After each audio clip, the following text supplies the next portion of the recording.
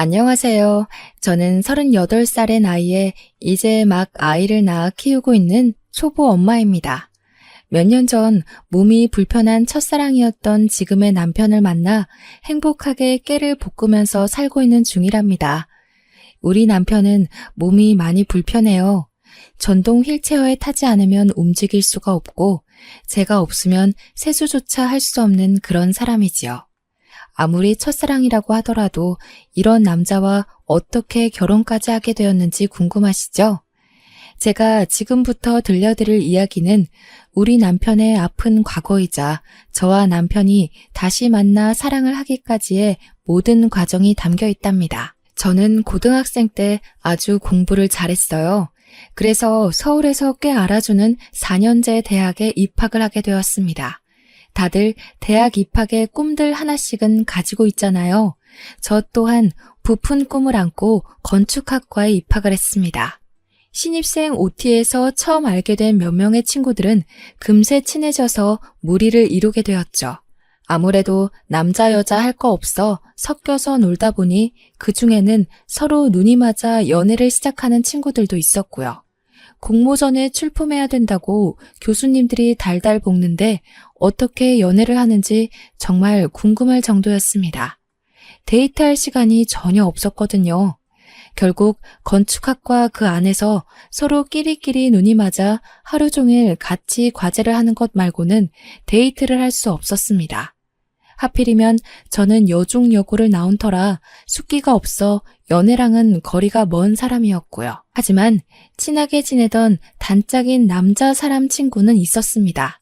민우는 제게 정말 친절한 친구였어요. 과제하다가 졸기라도 할까봐 커피를 몰래 사다 주고 학교 앞에 맛있는 디저트 가게가 생기면 포장도 해주고 하루는 제가 과제를 끝내고 늦은 시간에 집에 가려고 하니 위험하다면서 집까지 데려다 주더라고요. 저는 살면서 운전기사가 딸린 차를 타본 것이 처음이라 매우 놀라웠습니다. 민우는 전혀 티를 내지 않았지만 어마어마한 부잣집 아들이었어요. 한 번은 둘이 팀 과제를 해야 해서 민우네 집에 갔던 적이 있었는데 집이 무슨 궁궐 같더라고요. 마당도 엄청 넓고 커다란 개가 2마리나 집을 지키는 그런 어마어마한 집이었습니다. 특이했던 건 개 이름이 꼭 사람 이름 같아서 제가 엄청 웃었죠. 저는 당연히 평범한 대한민국의 집안 딸이었고 그런 격차가 못내 자존감을 떨어뜨려 민우를 좋아하는 마음을 꽁꽁 숨기게 되었습니다. 저희는 3학년까지도 매일을 붙어 다녔어요. 같은 과 친구들이 저기 부부 온다 할 정도로 저희는 오랜 시간을 함께 보낸 사이였습니다. 민우도 저에게 연애 감정이 들었을까요? 하지만 저도 민우도 서로에게 내색을 전혀 하지 않았기 때문에 그때 당시에는 연애 감정이 있었는지 어쨌는지 모를 일이죠. 민우 덕에 저는 난생 처음 보는 음식들도 먹어보고 늘 늦은 시간에는 저를 데려다 주곤 했었죠. 4학년에 올라가자 졸업작품을 준비해야 하는 시기가 다가왔어요. 당연히 어느 때나 다름없이 개강총회에서 민우를 찾아보는데 민우가 나오질 않았더라고요. 무슨 일 있나 싶어서 전화를 해보니 휴대폰이 꺼져 있더라고요.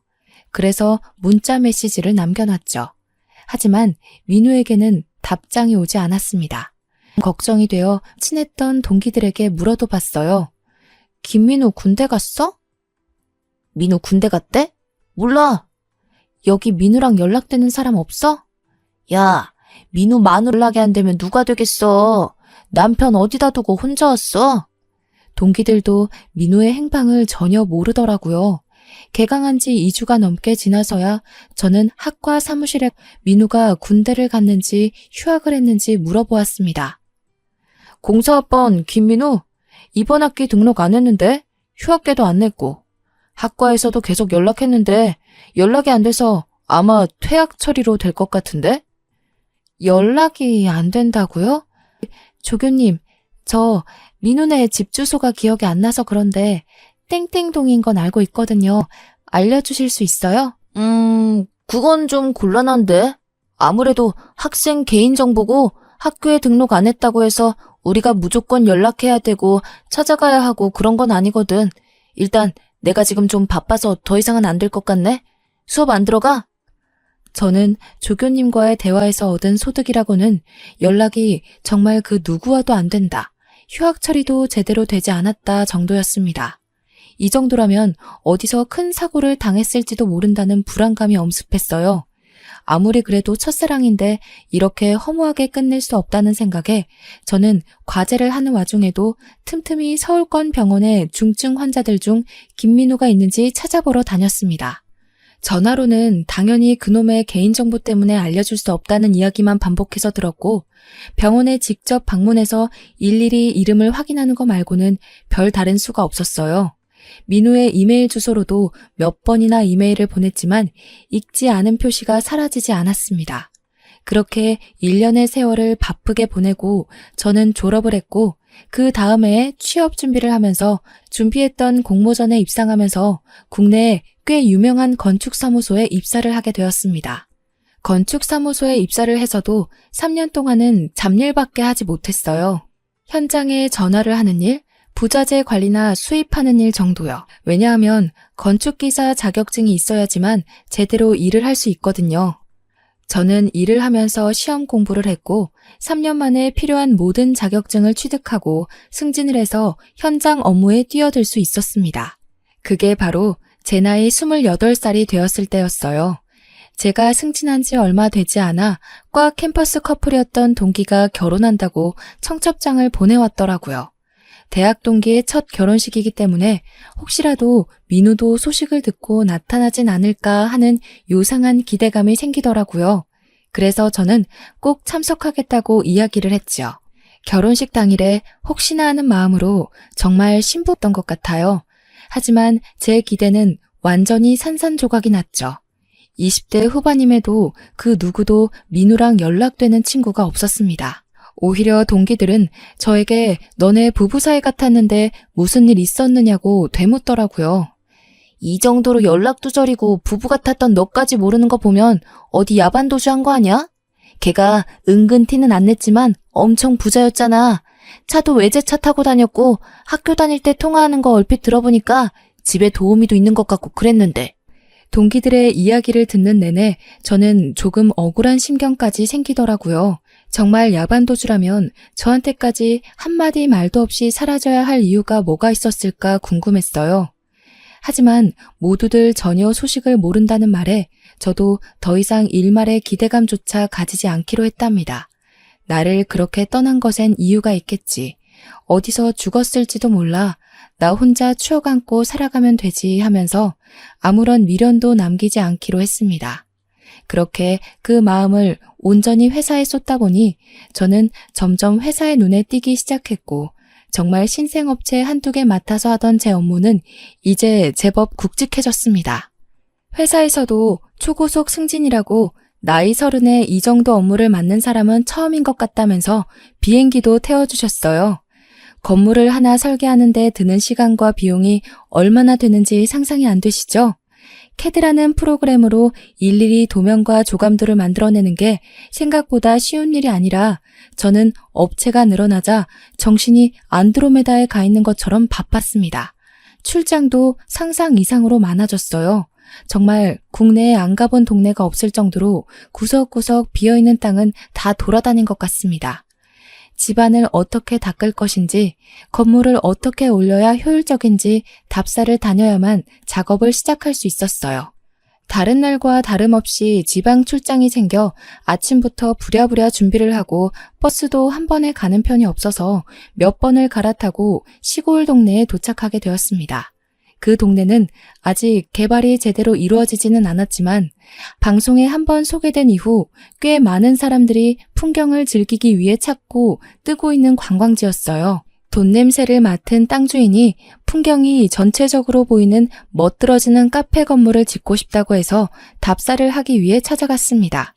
정말 동네에 카페 하나 없어서 사장님께서 중국집에서 만나자고 하시더라고요. 동네 허름한 중국집에서 탕수육에 소주를 시켜놓고 하는 미팅이라니 정말 생소했지만 한편으로는 재미있기도 했습니다. 지방 특성상 밥집에서 가끔 미팅하는 경우도 있긴 했었거든요. 물론 이렇게 테이블 4개가 전부인 중국집은 처음이었지만요. 한창 건물의 효율성과 디자인, 부자재에 대해 설명하면서 가닥을 잡아가고 있는데 소주를 드시던 사장님께서 대뜸 시집은 갔냐면서 호구조사를 시작하시더라고요. 일하는 재미에 푹 빠져서 연애도 아직이에요. 대신 경력은 탄탄하니 믿고 맡겨주시면 걱정 하나 없게 잘해드릴게요. 내가 우리 윤지의 과장 소문이야 익히 들어서 알고 있지. 근데 윤 과장 몇 살이지? 31? 32? 제가 좀 동안이죠? 이래 보여도 35 먹었습니다. 그래? 학교도 서울에 어디 나왔다고 거기 소장한테 들었는데 XX 대학교였던가? 사장님이 너무 코치코치 저의 사생활을 묻는 것 같아서 기분이 좀 그랬지만 어쨌든 꼭 성공해야 할 프로젝트이기도 했기에 사장님의 비위를 거스르지 않으려고 꼬박꼬박 대답을 했어요. 네, 맞아요. XX 대학교 건축학과 나왔어요.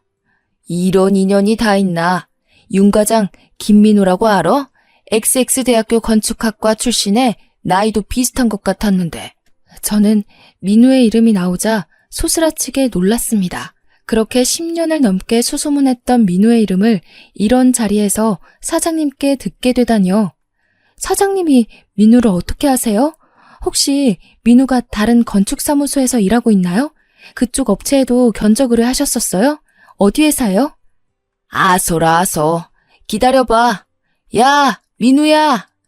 사장님은 바깥에 오토바이 배달원을 향해 민우야 하고 부르셨고 두어 번 부르니 휴대폰을 보고 있던 남자가 가게 안으로 들어왔어요. 예, 박 사장님. 뭐 더 드려요? 소주? 너 XX대학교 건축학과 나왔다고 했지? 거 몇 학번이야? 아, 몇 번을 물어보셔. 04학번, 35살. 나 거기 나온 거 맞다니깐요. 그렇게 내가 못 믿어? 저는 민우라는 사람을 빤히 쳐다보았어요.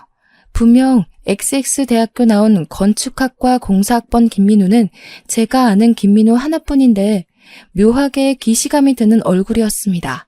정말 길에서 만나면 모르고 지나칠 법한 아무리 10년이 넘는 세월이 흘러 강산이 바뀌었다고 해도 이렇게까지 다른 얼굴일 수 있나 싶은 모습이었어요. 왕자님처럼 뽀얀 피부에 다부진 어깨, 항상 남을 배려할 줄 알던 다정다감한 말투는 온데간데 없고 지금 제 앞에 있는 사람은 전혀 다른 사람이었습니다. 깡마르고 새까만 피부에 눈도 민우보다 훨씬 동그랗고 뭔가 이국적인 느낌이 물씬 풍기는 얼굴이었어요. 말투야 뭐 시골에 살다 보면 촌스러워지고 되바라질 수 있다고 생각은 하지만 분위기 자체는 잘 안 바뀐다고 생각했는데 이건 분위기뿐만 아니라 얼굴도 달라졌으니까요. 김민우 맞아? 나 윤지혜인데. 지혜야 당연히 알지. 잘 지냈어? 동기 애들은 다 잘 지내고 내가 연락을 못했다. 너 왜 4학년 되자마자 휴학계도 안 내고 그렇게 소리소문 없이 사라졌어? 군대 간 줄 알고 수소문했는데 그것도 아니고 무슨 일이 있었던 거야? 내가 아는 김민우가 아닌 것 같아서 그래. 실은 내가 큰 사고가 있었어. 집에 큰 불이 나서 부모님은 돌아가시고 나 혼자 가까스로 살아남았는데 재산도 다 타버리고 얼굴에 화상도 입어서 수술도 하고 그랬지. 그제서야 얼굴이 다른 이유를 알게 되었어요. 물론 체격까지 차이가 나는 건 이해가 안 됐지만 사는 게 바빠서 관리도 못하고 운동도 못하면 충분히 왜소해질 수 있다고 생각했죠. 불에 모든 게 다 타버리는 바람에 어디에도 연락할 수가 없었고 나도 연기를 많이 마셔서 꽤 오랜 시간 병원에 입원해 있었어. 재활치료도 오래 받았고 내가 세상에 나온 뒤엔 할 수 있는 게 없더라고. 그래서 무작정 버스 타고 내려와서 여기서 일하게 됐지. 그러면서 민우는 사장님께 소주를 한 잔 받아 벌컥 마셨어요. 분명 대학 다닐 때 민우는 술을 한 잔도 못하는 친구였었거든요. 친구들끼리 술을 마시러 갈 때도 항상 구석에서 탄산음료를 먹던 친구였는데 소주를 연거푸 마시는 모습을 보고 너무나도 놀랐습니다. 정말 10년이 넘는 세월이 사람을 이렇게도 변하게 만드는구나. 세월의 격차는 너무나도 다르구나를 실감하게 되었죠. 이렇게 만난 것도 인연인데 두 사람 번호도 교환하고 그러지? 둘 다 미혼이구만. 그 말을 듣고 민우는 제게 쭈뼛쭈뼛 휴대폰을 내밀었고 저희는 번호를 교환하게 되었습니다. 기시감은 뒤로 한 채 민우와 다시 연락이 되었다는 사실 자체로도 너무 기뻐서 눈에 보이는 게 없기도 했어요. 저는 미팅도 잘 마치고 두 사람에게 인사를 한 뒤 다시 서울로 돌아오게 되었습니다. 동기들에게도 이 소식을 전할까 했지만 지금 민우의 사정이 좋지 않기도 하고 그렇게 잘 살았는데 한순간에 모든 걸 잃은 게 자존심이 상할 수도 있는 문제라 저만 알고 있기로 마음먹었어요. 그날 저녁 피곤함이 몰려오는 와중에도 민우와 연락이 하고 싶어 문자를 보내보았어요. 민우야, 나 집 잘 도착했어. 진짜 인연은 인연인가 보다. 그렇게 먼 동네에서 이렇게 우연히 마주치다니. 그러니까 지혜야. 민우 이제 내 이름도 기억 못하는 거야? 나 지혜잖아. 아니, 미안. 오타난 거야. 민우와 함께 연락을 이어가면서 은근히 갸우뚱할 일들이 있었어요. 예를 들면 캠퍼스 건물을 이야기할 때도 건물을 헷갈린다던가 다 아는 건축 설계 이야기를 할 때도 기억이 안 난다고 한다던가 하는 일들 말이죠. 물론 세월이 지났으니까 까먹을 수도 있겠구나 싶었지만 그래도 굵직한 이야기들도 잘 기억 안 난다고 하니 서운한 마음까지 들더라고요. 저는 그 추억 하나로 이 세월을 버텨가며 민우를 찾아 헤맸는데 민우는 모든 걸 다 별일 아닌 일로 치부해버리는 것 같아서요. 민우야, 앞으로는 가끔 안부도 묻고 연락도 하고 지내자. 우리 대학 다닐 때 정말 재미있는 일 많았는데. 아, 내가 진혁이랑 진솔이 보고 엄청 웃었던 것도 기억나? 그럼 기억나지. 진혁이랑 진솔이 진짜 웃기던 친구들이었잖아. 걔네가 말이라도 하면 친구들 다 배꼽 잡았던 거 기억나지. 걔네는 뭐하고 산대? 저는 여기서 정말 큰 의문이 들었습니다. 진혁이랑 진솔이는 민우네 집에서 키우던 큰 진돗개 2마리의 이름이었거든요. 키운 지 10년이 넘은 늙은 노견이라면서 이별하게 되면 너무 슬플 것 같다고 남은 시간 동안 정말 잘해줄 거라고 애지중지했던 개였어요. 대학 시절 이야기는 그렇다 쳐도 10수년을 키워온 반려견의 이름까지 까먹는 게 말이 안 되잖아요. 민우야, 진혁이 진솔이는 네가 키우던 개 이름인데 그 개들은 어떻게 됐어? 미안. 내가 화재로 머리까지 많이 다쳐서 기억이 잘 안 나. 은근히 내는 오타들도 신경 쓰이더라고요. 많이 다쳤다고 해도 맞춤법에 띄어쓰기 따박따박 지키던 사람이 저렇게까지 나사가 빠질 수 있나 싶었고요. 화재로 인한 부상이라고 했는데 머리를 다친 것도 아니면서 기억이 하나도 없다고 하는지 그러면서도 저는 안다고 아는 척을 해오는 게 앞뒤가 맞지 않는 것 같았어요. 며칠이 지나고 민우가 급한 일이 있다면서 통화가 가능하냐고 묻더라고요. 민우야, 무슨 일 있어? 급한 일이 뭔데? 내가 배달 일을 하다가 사고가 났어. 정말 급해서 그런데 나 돈 좀 빌려줄 수 있을까? 저는 순간 말문이 턱 막혔죠. 그래도 알아주는 건축사무소고 연봉도 많이 올라서 돈이야 꽤 모아두었지만 돈을 빌려달라는 물음에 대답이 쉽게 나오지 않더라고요. 아무래도 제가 오랜만에 만난 친구에게 기대했던 것만큼의 감정을 되돌려받지 못해서 그런 것 같기도 했고요. 지혜야, 정말 이런 부탁해서 미안하다. 내가 지금 연락하는 친구가 너뿐이라 사고가 났는데 가족도 없고 내가 가진 게 없어서. 그렇게까지 말하는데 안 되겠다고 다른 데 가서 알아보라는 말을 못 하겠더라고요. 그래서 필요하다는 돈이 얼마냐고 물었고 500만 원이라고 하길래 바로 송금을 해줬어요. 몇천만 원 단위였다면 거절했겠지만 솔직히 500만 원 정도는 빌려줄 수 있었거든요.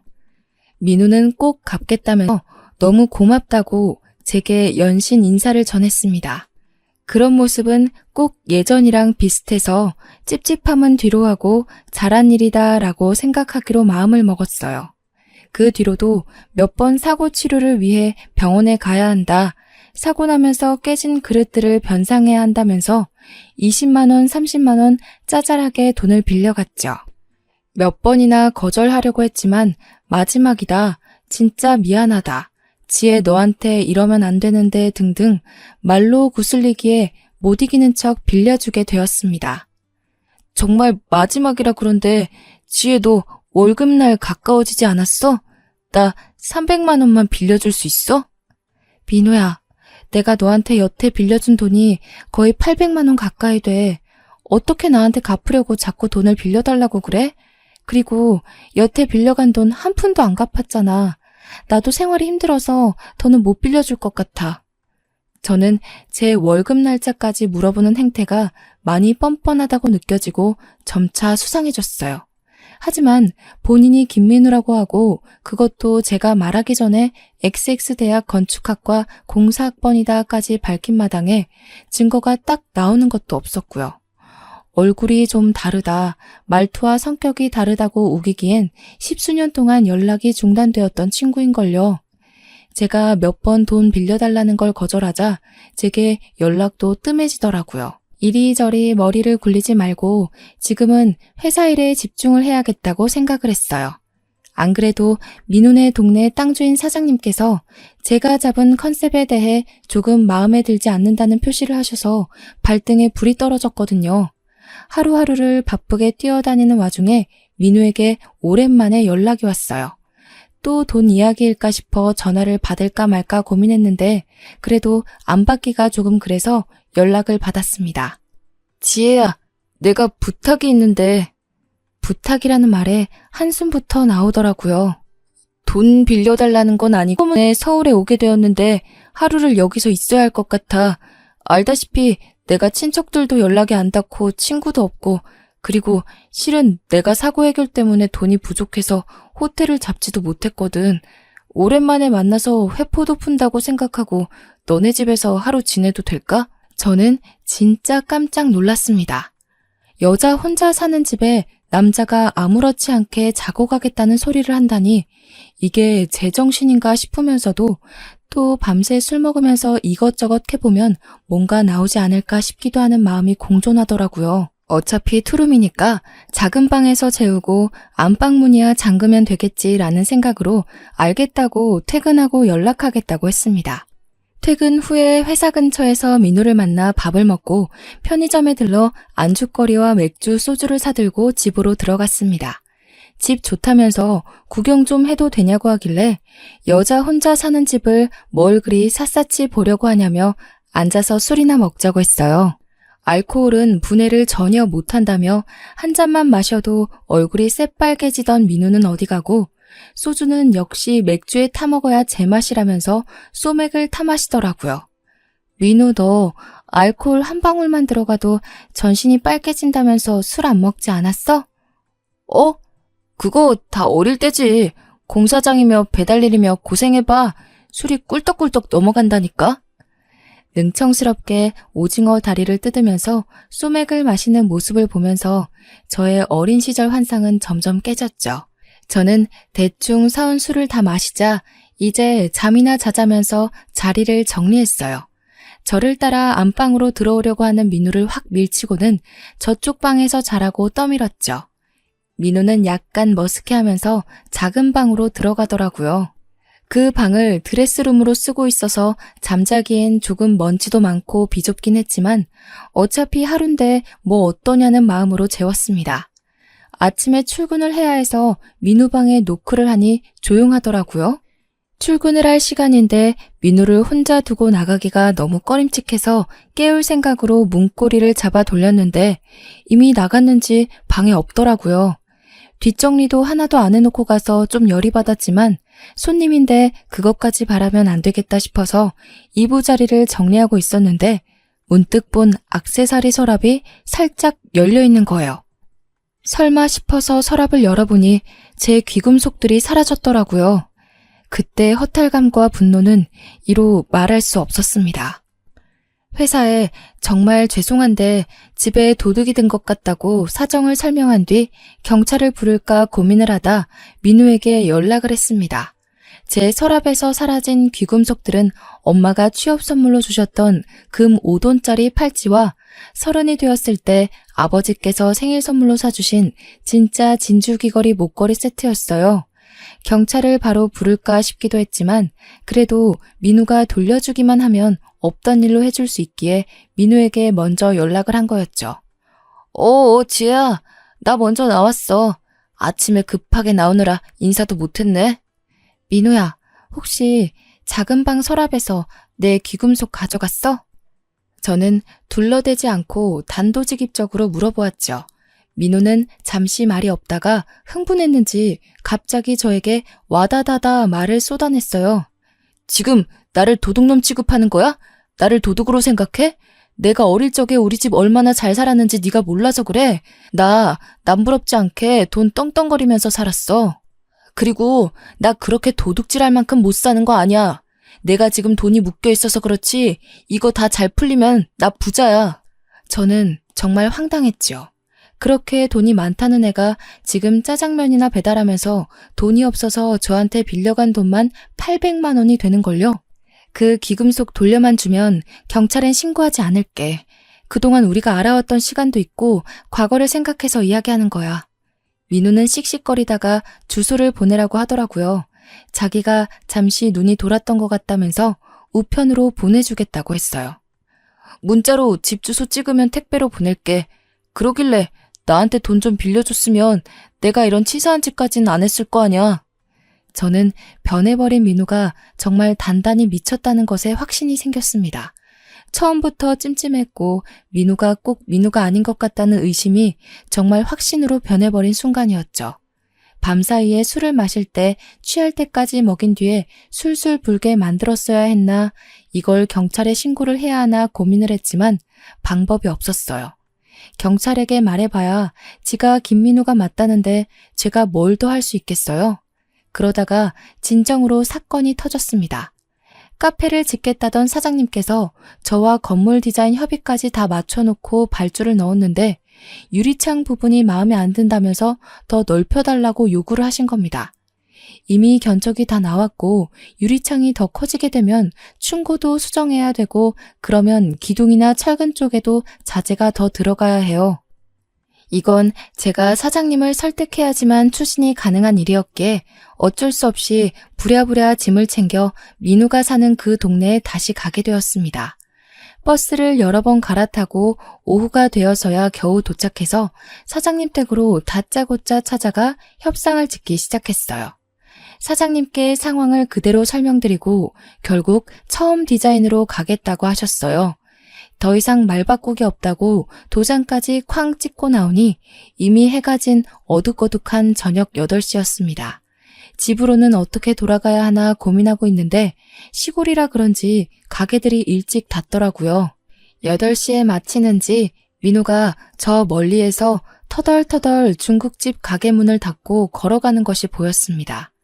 그래도 아는 사람 하나 없는 외지에서 민우를 만났다는 게 내심 반가웠던 터라 저도 모르게 민우야 하고 부르려는데 누군가가 소리를 치더라고요. 얘야, 영준아! 귀가 어두운가 불러도 말을 못 들어. 아이씨, 영준이라고 하지 말라니까. 어둑한 주위 덕분에 제가 보이지 않았는지 주위를 연신 살피며 할머니의 팔을 확 잡아채고는 뭐라고 궁시렁거리면서 걸어가더라고요. 실수했다고 판단하신 건지 할머니는 연신 미안하다는 제스처를 민우에게 하면서 입을 찰싹 때리셨어요. 저는 그 자리에서 잠시 멍하니 서 있었습니다. 영준이? 영준이가 누구지? 하고 말이죠. 저는 정신이 돌아오면서 제 머릿속에서 여러 가지 상상의 나래를 펼쳤습니다. 만약 민우가 영준이라면?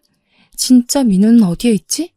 진짜 민우, 가짜 민우, 영준이 온데 섞여서 머리가 지끈거릴 지경이었습니다. 저는 제 눈으로 직접 확인하는 편이 좋겠다는 생각이 들어 지체 없이 휴대폰으로 민우의 번호를 찾아서 전화를 걸었습니다. 민우야, 별일 없지? 어디야? 지금 퇴근해서 집에 가고 있어. 왜? 택배 잘 받았다며. 돈은 천천히 갚을 거야. 이제 와서 경찰에 신고하려고? 한 달도 더 된 이야기인데? 왜 이렇게 날이 서 있어? 아니, 다름이 아니라 내가 지금 너네 동네에 와 있는데 휴대폰 배터리도 이제 꺼지기 일보 직전이고 잠깐 볼 수 있을까? 너 일하는 중국집 앞이야. 민우는 10분이 채 지나지 않아서 중국집 앞으로 왔어요. 저는 괜히 멋쩍은 듯한 표정을 지으며 민우에게 말을 했습니다. 귀찮게 미안. 너네 집에서 혹시 나 하루 자고 가도 돼?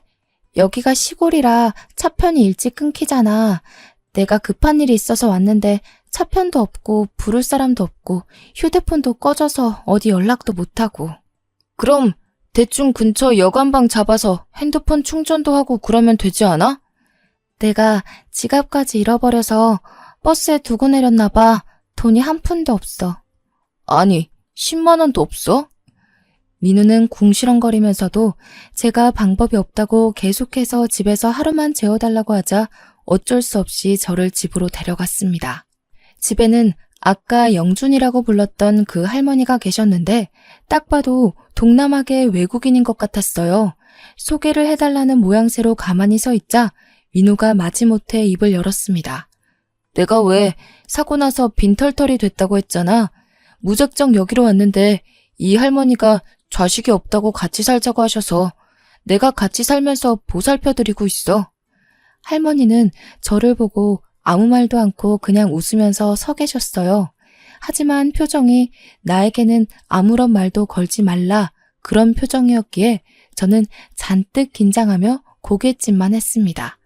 민우는 제게의 방이 3개지만 화장실 옆에 있는 방은 돌아가신 가족의 남은 유품들이 있다면서 절대로 들어가지 말라고 신신당부를 했어요.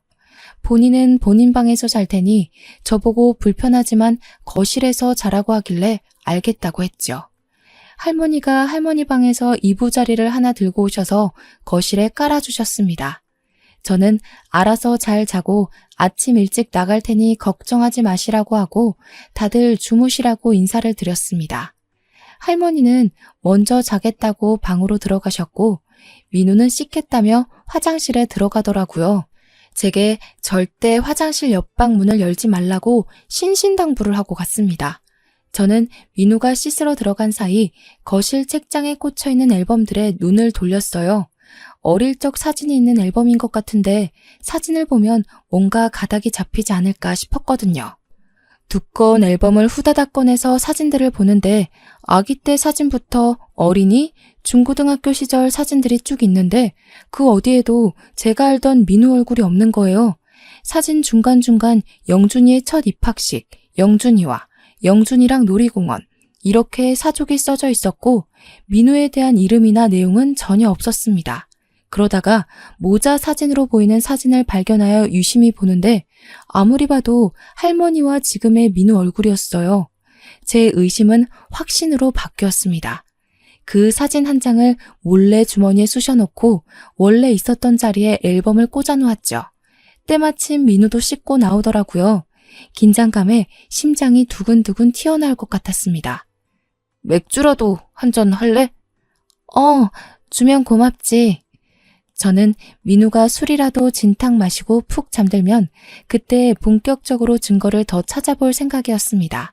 1시간, 2시간 술자리가 조금 길어졌지만 저는 배불러서 더는 술을 못 마시겠다는 핑계로 술을 조절하고 있었습니다. 얼굴이 벌겋게 달아오른 민우가 이제 자야겠다며 휘청거리면서 일어났고 방문을 닫고 들어가는 걸 보고는 불을 끄고 꺼두었던 휴대폰을 다시 켜서 후레쉬 빛으로 앨범을 뒤져보았어요. 그렇게 1-2시간쯤 흘렀을까 온통 영준이라고 적힌 지금의 민우 얼굴을 한 사람의 사진들을 모조리 확인하고 저는 민우가 영준이라고 확신을 하게 되었습니다.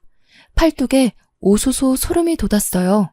영준이는 왜 XX대학교 건축학과 공사학번 김민우 행세를 하고 살고 있는 걸까요? 그것도 민우를 전혀 모르는 사람들에게 이 시골까지 와서 굳이 그런 짓을 할까요?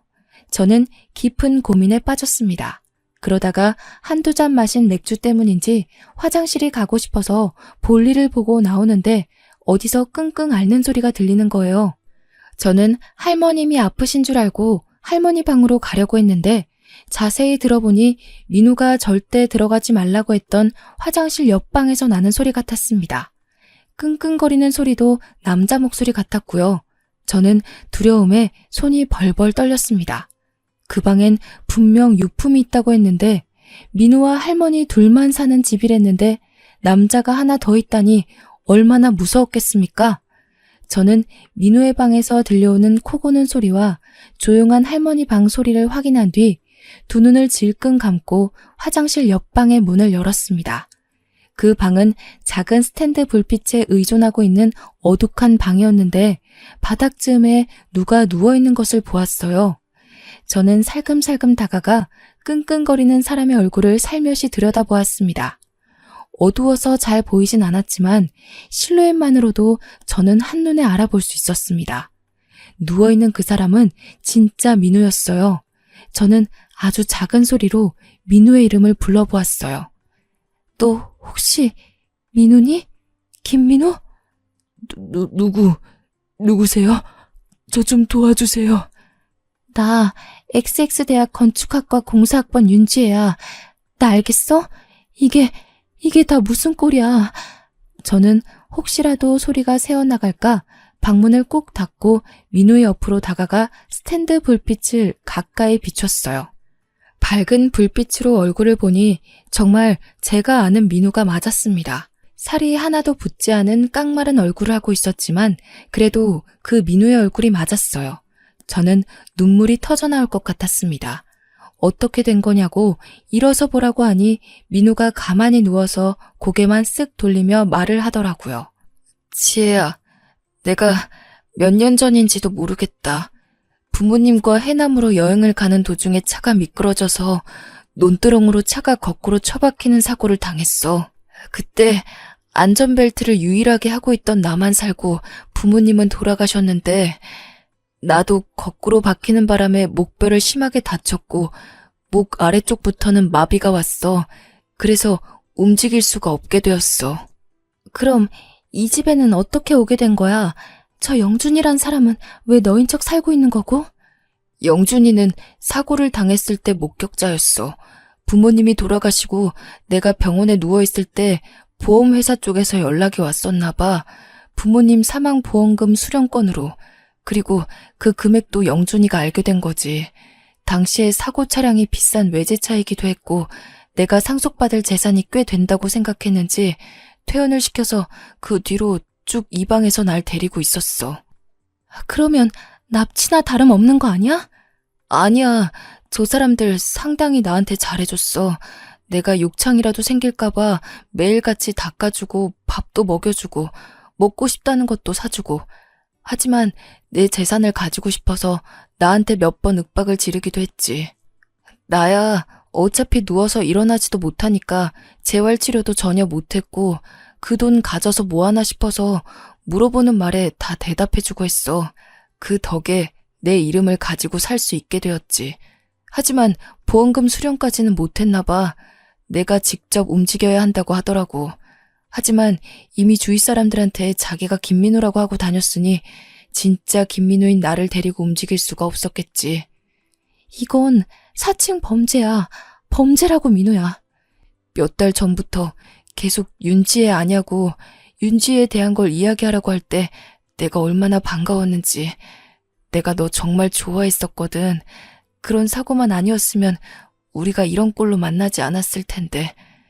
저는 눈물이 너무 많이 흘러나와서 주체할 수가 없었고 제 울음소리가 점점 커져 모두들 깰 것만 같았어요. 뼈밖에 남지 않은 민우였지만 저는 어디서 그런 힘이 나왔는지 누워있는 민우를 혼자서 이리 돌리고 저리 돌리고 결국 등에 들쳐업었습니다. 민우는 제게 뭘 하려고 그러냐면서 이미 본인의 사지는 마비되어 아무것도 할 수 없는 몸이라고 했지만 저는 재활치료를 전혀 못 받았다는 말이 가슴에 콕 박혔어요. 목 위로는 움직일 수 있고 목뼈가 산산조각 난 것도 아니고 서울에 있는 병원에서 제대로 진단받고 치료를 받으면 가능성도 있지 않겠냐는 희망을 가졌죠. 새벽 4시 해도 뜨지 않은 어둑한 밤. 저는 민우를 들쳐업은 채로 그 집을 나와 무작정 뛰었습니다. 10수년을 누워서 주는 밥만 먹으면서 지냈으니 근육이고 지방이고 남아있는 게 있었겠습니까? 가시 같은 몸이라 제가 들쳐업어도 무게가 많이 나간다는 생각이 전혀 안 들더라고요. 무작정 걷고 또 걷고 어딘지도 모르는 길을 걸어 딱 한 대 있는 택시를 발견했습니다. 땀이 범벅되어 깡마른 사내를 업고 택시를 탔으니 택시 아저씨도 무슨 큰일이라도 난 줄 알고 저를 태워주셨어요. 저는 어디든 제일 가까운 시외 터미널로 가달라고 했고 버스 터미널에 내려서 서울로 가는 버스를 탈 수 있었습니다. 서울에 도착하자마자 제일 먼저 한 일은 당연히 병원으로 가는 일이었습니다. 서울에 오니 주위의 도움을 받을 수 있더라고요. 병원으로 가서 MRI, CT 찍을 수 있는 건 다 찍고 의사를 만났습니다. 지금 촬영본 보시면 목뼈 쪽 신경이 제대로 치료가 되지 않아서 눌려 있습니다. 그래서 사지에 힘이 들어가지 않고 마비 증상이 온 거고요. 더불어 사고의 여파인지 척추신경에도 손상이 있습니다. 이건 약물 치료로 호전될 부분은 아니고요. 목뼈 쪽은 이미 협착이 되어서 수술을 하려면 아주 대수술이 될 겁니다. 거기다가 목숨을 장담하기도 어렵고요. 하지만 수술이 잘 된다면 이미 오랜 시간 신경이 눌려 눈에 띄는 회복은 어렵지만 팔 정도는 움직일 수 있게 될 겁니다. 저는 민우와 함께 의사 선생님의 말을 듣고는 민우의 의사를 물었습니다. 마음을 다잡은 듯 위험해도 수술을 하겠다고 결정을 지었고 그렇게 입원한 지 일주일 만에 급하게 민우의 수술 날짜가 잡혔습니다. 수술을 기다리는 일주일 동안 저는 민우가 받아야 할 보험금들을 알아보게 되었고 오랜 시간이 지나 보험회사도 그만큼 고객 서비스가 발전했는지 직접 병원으로 와주었어요. 직원과 함께 그동안 수령치 못했던 보험금을 정산받게 되었고 그 돈으로 수술비도 결제할 수 있었습니다. 더불어 변호사를 통해서 상속받지 못한 재산에 대한 권리도 찾게 되었고 폐가처럼 변해버린 민우가 살던 집 또한 민우의 명의로 이전하도록 진행하게 되었습니다. 민우의 수술은 10시간이 넘는 큰 수술이었고 다행히 수술이 잘 되어 삐뚤게 맞춰진 뼈를 바로 잡게 되었습니다. 하지만 바로 마비가 풀리는 그런 기적은 당연히 없었고요. 일단 몸의 근육이 거의 남아있지 않습니다. 몸무게도 50kg가 안 됩니다. 지금은 걷는 것도 무리가 갈 수 있기 때문에 재활과 더불어 운동 치료를 약하게 시작해야 합니다. 어느 정도 몸에 근육이 생기고 순환이 완벽하게 되는 시기부터는 마비를 풀기 위한 재활이 들어갈 거고요. 걸리는 시간은 장담할 수 없습니다. 10년이 걸릴지 20년이 걸릴지 혹은 평생 돌아오지 못할 수도 있습니다. 저는 민우가 제 손으로 글씨라도 한번 써봤으면 좋겠다는 마음으로 재활치료를 빠지지 않고 받자고 말을 했어요. 민우는 눈을 꿈뻑이며 제게 당연하다는 듯 알겠다고 했고요. 수술이 끝난 뒤 영준이라는 사람을 경찰에 신고했습니다. 경찰에서는 민우의 진술을 토대로 영준이라는 사람을 찾기 시작했고요. 당연히 민우가 사라진 걸 알게 된 이후 그 모자는 집을 버리고 떠났는지 빈집으로 남아있다고 했습니다. 사람이 사는 최근 흔적이 보이지 않는다고요. 제가 알고 있던 휴대폰 번호도 전부 없는 번호로 뜨고 모든 걸 버린 채 야반 도주를 한 거죠. 경찰은 꼭 잡고야 말겠다고 저희에게 약속을 했고 저희는 경찰을 믿고 치료에만 힘을 썼습니다. 그렇게 1년 동안 저는 민우 옆에서 모든 걸 함께 했고 가족이 없는 민우를 저희 집으로 데리고 와서 제가 퇴근하고 나서부터는 어떻게든 수발을 들었고요. 결국 제게 너무나도 미안해하는 민우에게 먼저 프로포즈도 했습니다. 민우는 염치가 없다며 몇 번이나 거절했지만 부끄럽게도 저에게 아이가 생기자 눈물을 흘리며 결혼을 하자고 하더라고요. 38살. 지금의 나이가 되어서야 갓난쟁이를 낳았고 지금은 민우와 깨볶는 신혼, 정신없는 육아를 하면서 행복하게 살고 있습니다. 제가 외벌이로 나가서 일을 하지만 민우가 가진 재산이 많아서 나중에 일을 그만두더라도 먹고 사는 데는 지장이 없을 것 같아요. 아무래도 휠체어를 타고 다니고 아직 손가락 하나 움직일 수 없는 몸이라 사회의 시선이 두렵기도 하지만 우리 아이와 함께 남편과 함께 행복하게 살려고 합니다. 평생 후회 없이 행복하게 살게요. 응원 부탁드려요.